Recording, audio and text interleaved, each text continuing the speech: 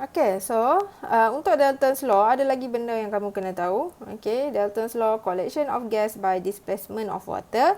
Okay, so kita tengok apa benda tu displacement of water. So, example of Dalton's Law in lab practice is when a gas is collected over water. Okay, so kiranya kita boleh collect gas over water dengan cara kita buat eksperimen sini, and eksperimen kita menghasilkan gas.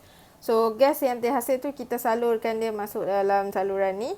Okay, and then gas tu akan bubble masuk dalam ni lah. Okay, so sebenarnya struktur kelalang ni pada awalnya, this flask here, initially this flask is full of water, penuh air ni sebenarnya.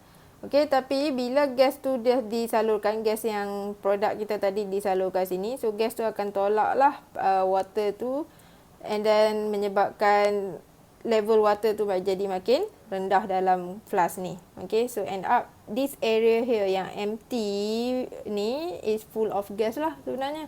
Gas apa yang ada dalam ni? Okay, sebenarnya dalam kelalang ni, in this flask ada gas yang kita nak, yang kita bubble tu, and ada water vapor juga. Okay, kenapa ada water vapor? Okay, so water vapor tu bukan datang dari sini water vapor tu datang dari water ni sendiri. Okay, sebab water sentiasa evaporate. So, dalam ni ada water vapor dan ada gas yang kita dapat tadi. Okay, so kalau kamu nak cari partial pressure of gas yang kamu dapat sahaja, kamu kena tolaklah partial pressure of water yang ada dalam ni. So, that's why the formula is pressure total inside this flask equal to partial pressure of any gas yang kamu nak cari plus with partial pressure of water vapor. Okay, so kalau nak cari partial pressure of any gas yang kamu nak tu, ambil pressure total minus with partial pressure of water. Okay, so partial pressure of water vapor ni usually akan diberi dalam exam. Okay, so yang ni tak kisahlah. And then kamu jangan lupa je lah, dalam ni jangan lupa ada partial pressure of water vapor. Okay, remember that inside the container, when we collected the gas, the water vapor is always present as well together with the gas we collected. Okay, so ada sekali dengan gas yang kita collect. Ini sebab soalan ni suka keluar dalam exam. Sebab student selalu lupa dalam ni ada partial pressure of water vapor. So, bila dia lupa dekat sini, partial pressure dia dah salah. Okay, so the total pressure is not only from the particular gas but also from the water vapor. Okay, so sini saya letak unit conversion sebab usually kalau soalan macam ni dia akan bagi dalam unit torr lah. Okay, so kalau dah dibagi dalam unit torr nak convert pergi ATM divide 760, ATM nak pergi torr darab 760. Okay, alright, so kita continue with example. So, dia bagi satu equation and then dia kata a sample of 5.45 liter of oxygen is collected over water. Okay, so kalau dalam exam nak tahu soalan ni guna cara ni ataupun cara yang biasa macam yang sebelum ni, okay, kita tengok keyword dia lah. Kalau dia kata collected over water, so itu maksudnya dia guna water displacement method, which is this one. Okay, and then total pressure adalah 735.5 torr at 25 degrees Celsius. How many gram of oxygen have been collected? Okay, so dia bagi volume ni tapi dia nak tanya berapa banyak gram. Okay, okay, so sekarang kita catat information dululah. Okay, so volume of oxygen given adalah 5.45 liter. Okay, and then total pressure, so pressure total equal to 735.5 torr. And then next adalah temperature ni tak ada apa-apa temperature ni nak cakap the experiment is carried out at the same temperature lah.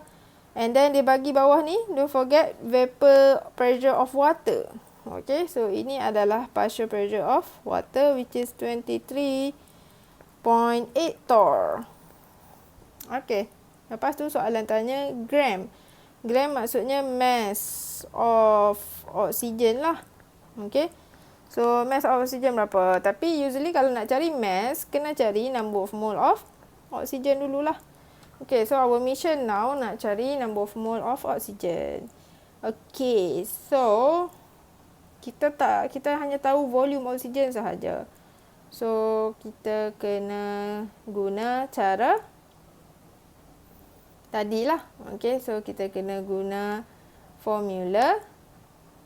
Kita tahu pressure total actually equal to, kena guna formula ni. Okay, sebab collected over water kan. So, pressure total sebenarnya adalah partial pressure of gas yang kita nak, which is partial pressure of oxygen, plus with partial pressure of H2O. Okay, so kenapa macam tu?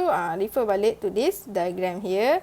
Partial pressure total yang kita dapat dalam flask ni adalah partial pressure any gas, which is O2, dan partial pressure of water vapor.